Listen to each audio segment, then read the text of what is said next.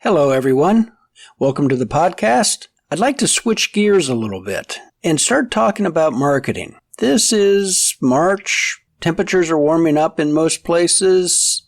It seems like the big nasty may be behind us. And in anticipation, people are going to be coming out of the woodwork looking for things. They are going to be heading to arts and crafts shows this year.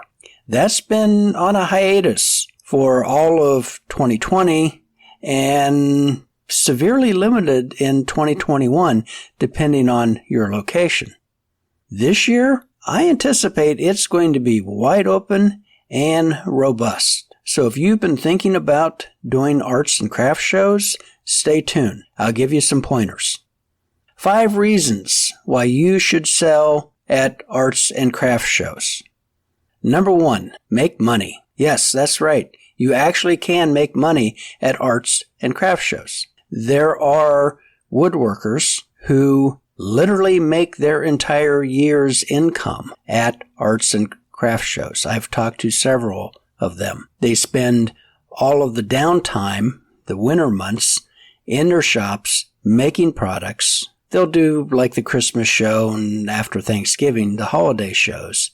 But most of that time, they're stuck in their workshop. Then in the spring, when things start to open up, and especially summer, they're on the road. Some of these people will load up and they'll travel from one end of the country to the other end of the country. They may make runs back through their hometown to resupply, but they're not making anything in the shop during those months. They are on the road selling. It's kind of a lifestyle for them. Some of these people have great big RVs that they've converted into a portable workshop where they can bang out a few simple products. Other people are just living in, campers or travel vans, things like that. It's a very unique way of living. You might just be thinking about, I need to get out there and sell some product and make some money. Great idea. This is how you can jump into this. But first, I don't want you to get your hopes up real high. Your first maybe half dozen shows might not be gangbusters. In fact, I remember my first couple shows, I was thrilled that I broke even, that I recovered my entrance fee for the show. And then I started to sell more product. And not only did I cover my entrance fee, but I also, in essence, paid for my time to be there. And it just improved from there.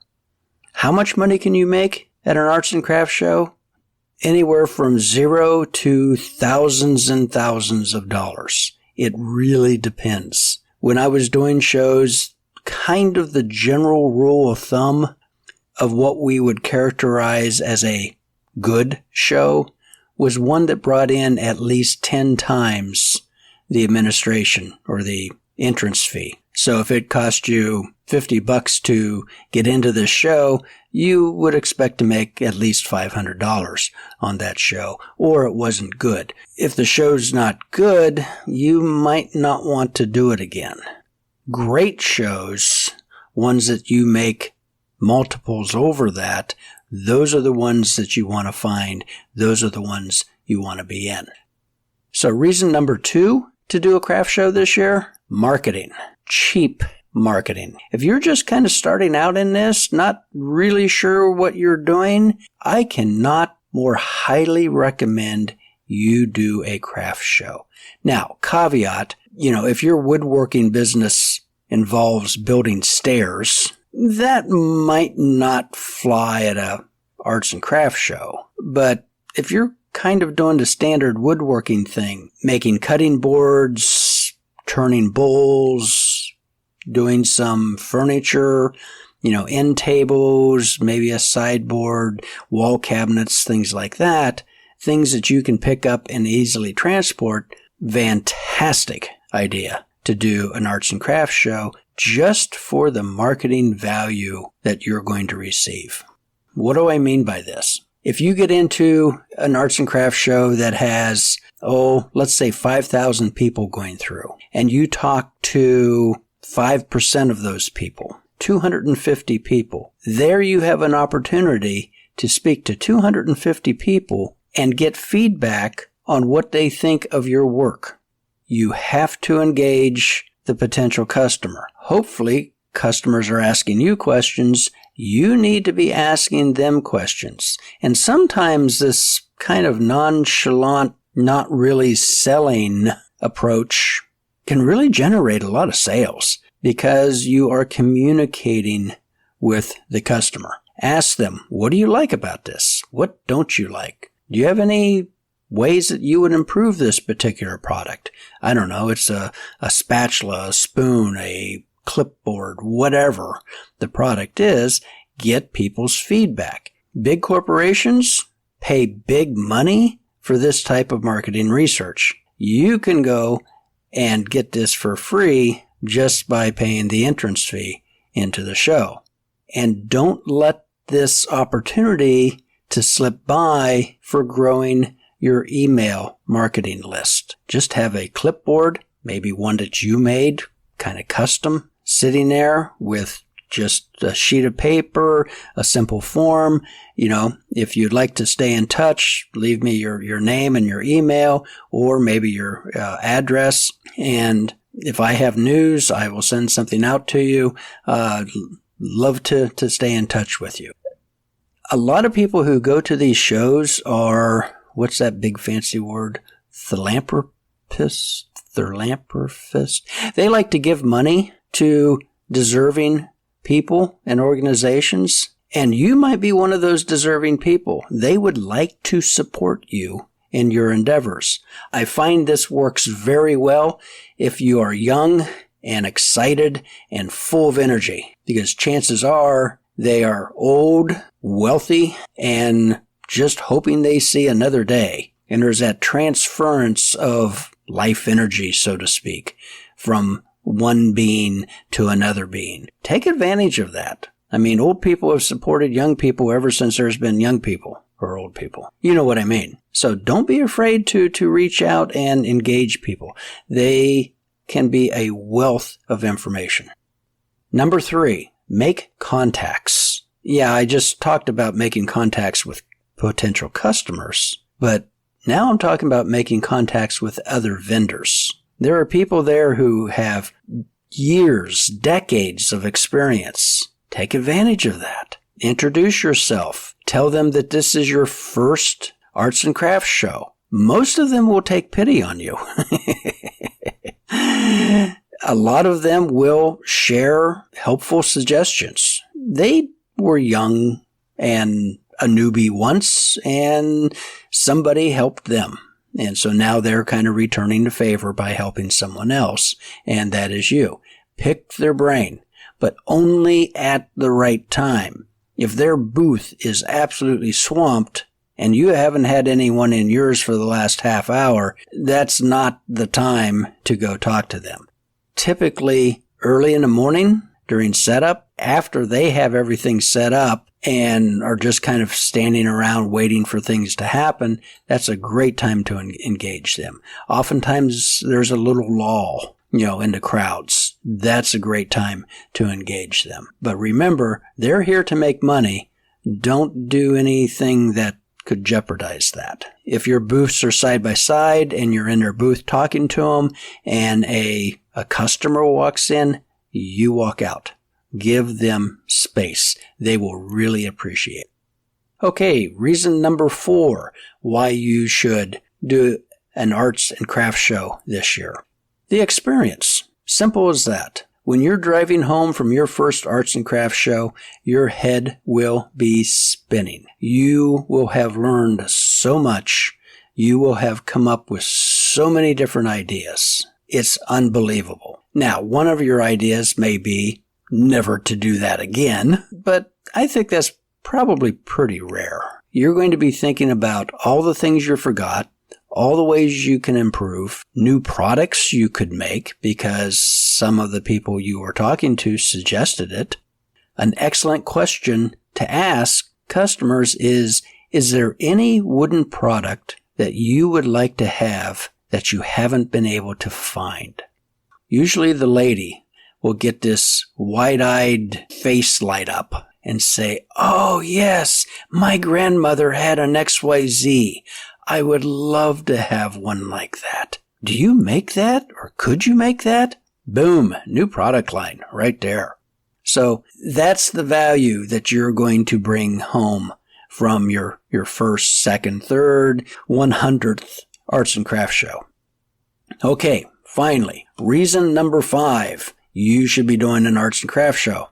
Because it's fun. Simple as that. You should have a really good time doing this. Yeah, anytime we do something we've never done before, we're kind of nervous. There's that fear of failure that seems to be ingrained into us. But just push forward and go for it. I really think you're going to have a lot of fun.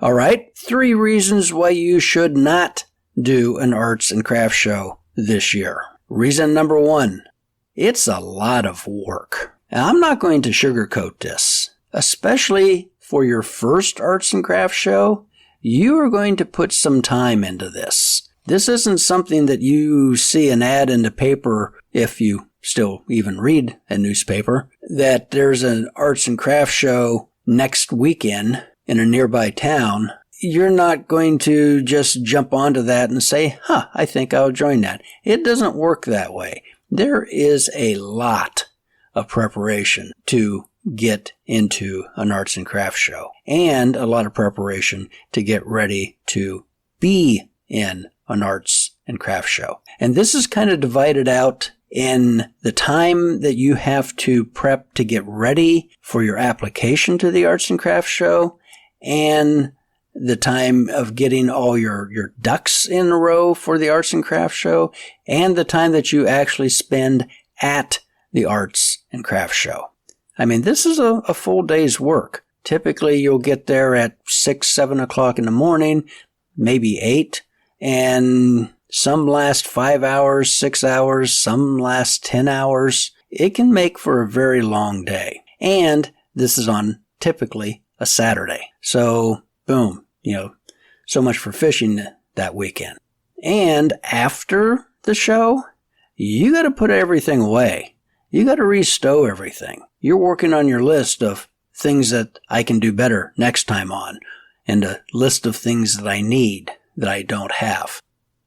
Reason number 2 for not doing an arts and crafts show this year. You are now in retail sales. You are no longer a woodworker. You are a salesperson. And for some people, that is absolutely terrifying. And hey, I get it. I was in sales for like 15 years. Some people can do it. Some people can't. You know yourself better than anyone. But if you're making sales, you're not making sawdust. This could be an incredibly uncomfortable way for you to spend a Saturday.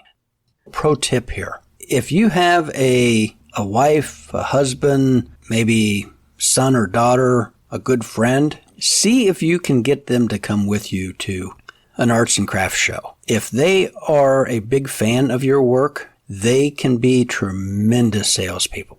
Sometimes we craftsmen are kind of reserved, kind of humble, and we don't really appreciate our work the way other people appreciate our work. And having a second party there can really do great things for sales. I know that my wife, whenever she, comes into the booth, it's like immediate. She is talking to people. She's pointing this out. She's pointing that out. And it's fantastic. It's fantastic just to watch how she works the crowd. So if you have someone like that in your life, good for you. You might want to see if you can enlist them. Also, it's wonderful for potty breaks. Number 3 reason you shouldn't do a arts and crafts show this year, it is just so far out of your comfort zone. This could really mess you up. And understand that. Some people just aren't cut out for that type of work. They would rather be up on a 3-story house, laying shingles on a hot August day than standing in a arts and craft booth in the middle of a major city. Totally understand. And once you make that decision, go on to something else. There's lots of good ways that you can market your business. Okay, let's say you are all in for this. You are ready to go. Let's go for it. There are two types of arts and crafts shows. There are juried shows and non-juried shows. What does that mean? A juried show is typically harder to get into, typically have a much higher earning potential, and might not be right next door to you. Usually you'll see these in larger cities, maybe tourist areas, someplace where there's a lot of people congregating. The non-juried show is more local in your community, oftentimes even small communities. They are sponsored by a church, a school, a community center. You'll find these in National Guard armories or in the local VFW. They're small, very community-oriented, and typically you don't have to do anything to get into them. You just kind of show up. So how do you find the art and craft show that is right for you? At one time, there used to be a book published. I don't think they're still doing that now with the internet. The book would have a listing of all the major arts and crafts show over the entire country, sometimes in other countries. And it was great. But now we have Google, and the only thing you need to do to find arts and crafts show is to Google it. Just arts and crafts shows near me, and you'll be amazed at what you'll find. You probably already know of a half a dozen arts and crafts show that you might be interested in.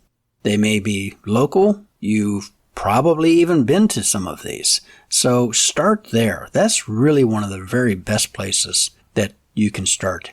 You have a familiarity with them. So once you've found a couple shows, you need to dig into the details. Most of these shows will have a website. In fact, I'll probably say all of these shows will have a website that lists the application process. Sometimes you can download the form. More often than not, you apply online.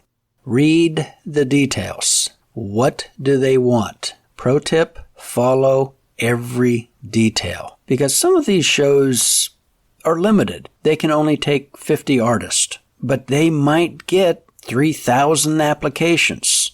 So they need some way of whittling that down. One way is they're going to look at the people who were there last year, people who were there 10 years. So it is feasible, and every art show is a little different, that they only allow 1/2 new artists into the show. Because if the same people keep showing up year after year, the crowd can get a little stale with that. So they always want to bring in new blood. Yet at the same time, somebody who's been there for 25 years and the crowd depends upon them being there, they're going to keep those people in place. And depending on the show, some will let in only 10% new artists a year. Others, it's all over the place. But that's kind of what you're up against. So you need to follow every instruction to the letter. Find out what the deadline is for the application. Be early. Can't overemphasize that enough. Oftentimes, these things can fill up in just a matter of days. If they release the application on April 1st, the deadline is May 30th, that show could be completely full by April 7th. Your deposits, most shows will require a deposit to get into the show with the full amount paid like 30 days ahead of the show. Some shows will require an application fee, and that could be, well, it really depends on the show. The larger, bigger shows, that application fee is going to be, pretty high, and a small local show, it could be, $20, $40, something like that. You also need to find out what kind of show this is. Some shows are mixed. They try to cover all the various categories of art. There will probably be jewelry there, 2D art like photography, painting, 3D art, sculpture. Some shows really kind of push textiles, others ceramics. Make sure that there is a wood product category in the show. I wouldn't discourage you from not applying to a show that doesn't have a wood product because maybe they just didn't list it. If the registration fee is not very high, I'd give it a shot. You'll also have setup and teardown times listed on the application. Sometimes these can be a little restrictive. You have to be totally set up and ready to go by 8 o'clock in the morning. But the show doesn't open till 10. Most shows will not allow you to tear down until a certain time. If the show runs to 5 o'clock and it's been kind of a crappy show, the weather's not been very good, the crowds haven't been very good, it's been super hot, maybe it's been raining, and you just want to go home and everybody else wants to go home, and if you start breaking down at 4 o'clock, well, there's somebody from the show walking around and they are taking note of who is breaking down early and who is not. And if you're breaking down early to get out of there, chances are you might not get into the show the next year.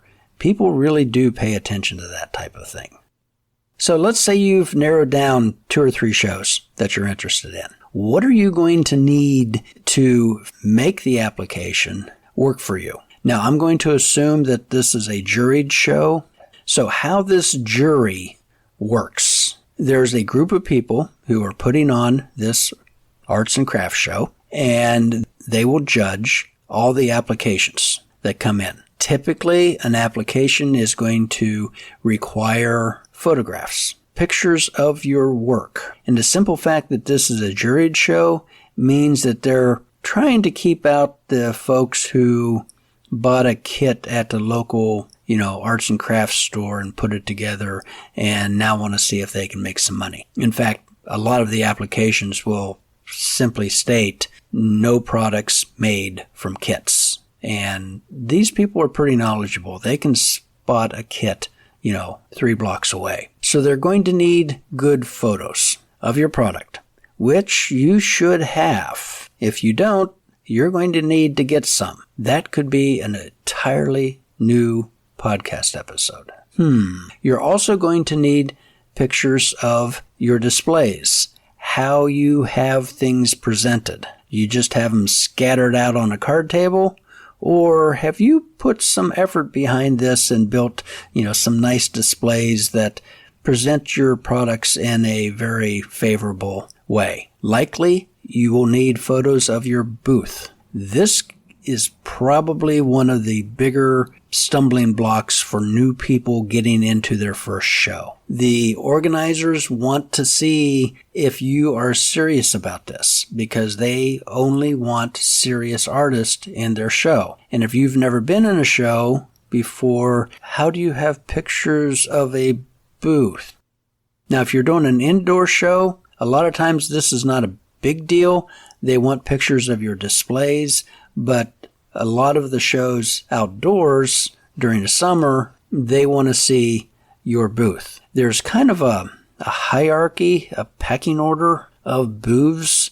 There are some that are really sturdy, very well made. They will last 20 or 30 years, and they cost quite a bit of money, up around $1,000. And there are booths that are basically a 10 by 10 pop-up that you can get at your friendly, Sam's Club, Walmart, type store. Your big box store will have these. They run a couple $100. So they kind of want to see what you have. If you've cobbled something together, that may not be so good. I have been to shows where the artists have built their own booths that are incredibly elaborate. I mean, they themselves are a work of art, and I think they do very well. So that may be a big challenge for you. If you don't have a booth, a canopy, you're going to have to get one. And I would not spend a whole bunch of money on one right away. I would go for the less expensive option. You may not be really into this, and I wouldn't spend a whole bunch of money to just have to try to sell that and probably take a pretty big loss. You're going to need some type of display. That could be fold-up tables with nice tablecloths on them. Depending on what you're selling, you can make your own like little pedestals that you put your artwork on, such as an end table. It really kind of depends what you're doing. If you're selling pens, writing pens that you have turned, that's going to require a different display. Really look around and see what pertains to your particular product and come up with something there. A comfortable chair. Sometimes the show organizers will provide tables and chairs, so check with that. That should be in the details for the applications. Some other things you're going to need at a show is a sales tax certificate in most states. If you don't already have one, you should have done this quite a while ago. So contact your Secretary of State, figure out how you go about doing this. A lot of the jury shows, in fact, probably most of the jury shows, will want to see that. Most of the shows will want to see proof of insurance. Don't freak out here. This is not like buying life insurance or homeowners insurance. These personal liability insurance for a small business can be incredibly cheap. We're talking $200, $300, $400. And a quick Google internet search will uncover a number of different things. In fact, talk to your own insurance, your homeowner's insurance. You might actually already be covered for something like this, or they could write a small rider for just, a couple $100. There are insurance companies out there that target, craft show vendors, and they are incredibly competitive. You're going to need money, cash. And depending on where you are and how people use cash, a lot of customers will bring cash with them. They will bring $200, $300, $400 with them, expecting just to use cash for the transactions at this show. I think this is a technique that is kind of self-budgeting. If you really get excited about something and you got that credit card in your back pocket, yeah, it could be pretty easy to overspend here. So go to your bank, your credit union, and pull out $100. Couple 20s, a few 10s, some 5s, and a whole bunch of 1s. Try to price your product so that you're not doing coins, and you can round depending on your state where you may be charging sales tax. Include the sales tax in with the product. Make a little sign that says sales tax included in the price. That's the cleanest, easiest way of doing something. And don't be afraid to round up. No one's really going to be that picky about things. Do you accept checks? I don't know. If they were local, I probably would. There are stories about people going to art shows and writing a check for $700 and it's a totally bad check. That's kind of up to you. You make that call yourself. Credit cards. Yes. A lot of people who go to shows don't bring cash with them. They never use cash. You do need some way of collecting credit cards. Again, that's probably another episode. I have used PayPal in the past with good and not so great outcomes, but that was a number of years ago, and I am very guilty of using Jurassic period cell phones. So I think that's more on me than it is on PayPal. But there's a number of different point of sale systems out there that you can use, and you really probably should have. A lot of people will want to pay with credit card or debit card. And again, if you are applying to a non-juried show, they probably just want to make sure that you have a pulse and aren't selling, shrunken heads or something, totally weird like that. Okay, that's kind of a primer on doing arts and craft shows this summer. It is certainly not exhaustive. We have just touched the tip of the iceberg. A couple tips I have for you. Go to arts and craft shows this summer. Take notes. Talk to vendors. Of course, during their downtime. This could be an excellent thing to do while on vacation. Totally different region, different area, different people, different products. Talk to vendors. Pick their brain. You can learn so much this way. Tip number 2 for you. When you're in a show, you're set up, you're receiving customers, don't be a stump. What do I mean by that? These are the typically guys who sit in the back of their booth on a chair on their cell phone. Really? You've spent probably hundreds of dollars to get into this show. You may have traveled hundreds of miles to be in this show, and you're sitting there on your cell phone. I mean, unless it's an absolute emergency, you need to be paying attention to your customers. You need to be engaging customers, even if you don't feel like it. If you can't do this, maybe you shouldn't be at a show. As a former retail person, this drives me up the wall. Some of these guys have the idea that if you really want to buy something, you'll approach me. Yeah, next booth, please. Remember, there is no sale without conversation. And tip number 3, be narrow. I made a horrible mistake when I started out doing shows. I would bring every single thing I ever made to the show. I mean, it was like a smorgasbord. I had all kinds of stuff. And people at shows have kind of blinders on, a very narrow field of view. And if they really have to hunt, they kind of get confused and they kind of lose interest and they drift away. So if you make 10 different products, maybe only bring 3 of them with you. Rotate them throughout the shows. Figure out which ones are really working. Don't try to be everything to everyone. Stay focused. And the best tip of all may be your tip. If you are a seasoned craft show salesperson, woodworker, please drop me a line. Let me know what your number 1 tip is. And the best ones I will share with you at a later date. Recommendations for the week. I found 2 websites that I was very impressed with. The first one was madeurban.com. And they have everything there. They've written several ebooks on the craft show industry, how to apply, how to make money, how to buy insurance, some really good articles on there. I think it's well worth you checking out.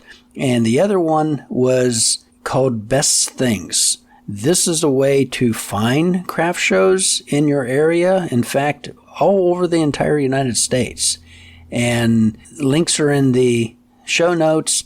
Their domain is Best Things, and then the 2-letter code for your state. So if you're in Alabama, it would be bestthingsal.com. Google it, you'll find it. You can check out different states, different shows. I thought it was very impressive the way they did that. And of course, YouTube.